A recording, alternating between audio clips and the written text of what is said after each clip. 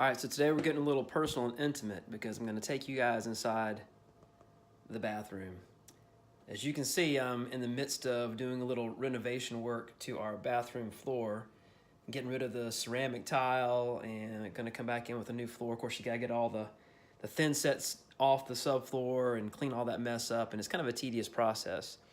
Well, the reason I'm doing this project now is years ago when we were repainting in here, I moved the back of the toilet lid and it fell on the tile and it put a crack in it near our shower.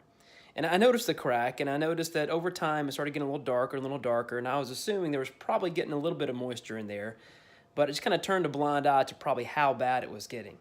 And now years later, I'm having to come in here and not only replace the tile floor, but also some of the subfloor that's been damaged due to the water.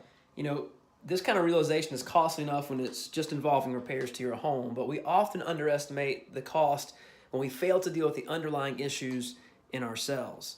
I mean, sometimes even in our lives, we try to come up with ways to cover up the issue, like, just hide it under the bath mat or cover it up with a trash can. But all that does is allow the problem to grow from underneath, and we end up developing these really unhealthy patterns and sometimes really destructive coping strategies just because we don't want to deal with the pain that's below the surface. We allow relational and emotional mold to grow into our lives. It becomes really deadly. I mean, don't we want to be healthy? Don't we want to be made well? Don't we want to be clean? So we're going to start a new worship series this Sunday called Renovation. It's about the work that God wants to do in us so that He can work through us.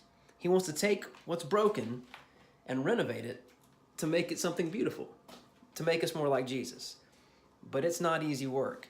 We're not always going to like what's beneath the surface, but it's the only way that we can be free. It's the only way that we'll ever grow into the person that God's always intended for us to be.